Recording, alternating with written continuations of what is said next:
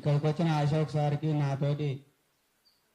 నాతోటి age relaxation కొట్లాడడానికి వచ్చిన ప్రతి ఒక్కరికి ధన్యవాదాలు తెలియజేస్తున్నా. ఈరోజు మాకు ఒక ఏజ్ అవకాశం కల్పించారన్న. మీరు ఈ 30 ఏళ్ళకు 31 సంవత్సరం ఉన్నప్పుడు మేము చదువుకుంటే ఈ అసలు 31 జీవో తీసుకురాకపోతే మేము అసలు ఆ 34 ఇయర్స్ కాకపోతే మేము చదువుకోకుండా ఈ 31 జీవో తీసుకొచ్చి ఈ రోజు 31 సంవత్సరం ఉంటే ఇంకా 3 సంవత్సరాలకు నోటిఫికేషన్ వస్తుంది. రేవంత్ అన్న వస్తాడు, నోటిఫికేషన్ వేస్తాడు, రేవంత్ అన్న వస్తాడు, నోటిఫికేషన్ వస్తాడు, మేము ఉద్యోగం కొట్టుకుంటామని చూసినాం.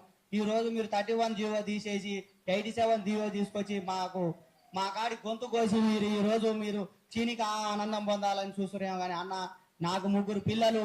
ఈ రోజు కనుక మీరు ఆ ఏజ్ రిలాక్సేషన్ ఇవ్వకపోతే రేపు ఇదే నేను నల్లగొండ క్లాక్ టవర్ కాడ కానీ లేకపోతే పానగల్ చెర్ల కానీ దూకి సాస్తే ఆ సావుకు కారణం మీరే. ఈ ప్రభుత్వం, కాంగ్రెస్ ప్రభుత్వం కారణం అయితే నేను పచ్చి కాంగ్రెస్ కార్యకర్తని. మీకు డౌట్ ఉంటే కనుకోరి. నాకు మిర్యాలగూడ నియోజకవర్గం, మాడులపల్లి మండలం, బొమ్మకల్ గ్రామం. మా సర్పంచ్ కూడా కాంగ్రెస్ సర్పంచ్. 309 ఓట్లతోటి మేము ఈ రోజు గెలిపించుకోవడం జరిగింది. నేను 2022లో కూడా నేను ఈ లాంగ్ జంప్ పోతే మళ్ళీ అదే బల్మూరు వెంకటన్న కాడికి పోతే ఈ 3.8 జీవో వస్తే కాంగ్రెస్ వస్తే నేను కొట్టుకుంటా, మరి రేవంత్ అన్న వస్తాడు ఉద్యోగం కొట్టుకుంటా, రేవంత్ అన్న వస్తే ఉద్యోగం కొట్టుకుంటా అని అంటే ఈ రోజు రేవంత్ అన్న వచ్చిండు, ఉద్యోగాల నోటిఫికేషన్ వచ్చింది. అలా ఆ లాంగ్ జంప్ తగ్గియలేదు, ఆ ఏజ్ పెంచలేదు. ఇప్పుడు మీ పరిస్థితి ఏం చేయాలన్నా?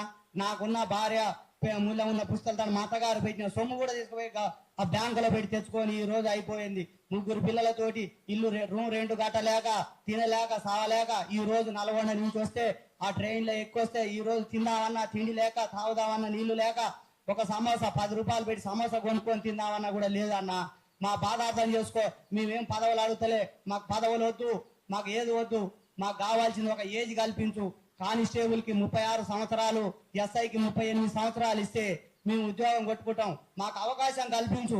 మాలో శక్తి సామర్థ్యం ఉన్న వారికి మేము చదివి ఉద్యోగాలు కొట్టుకుంటాం.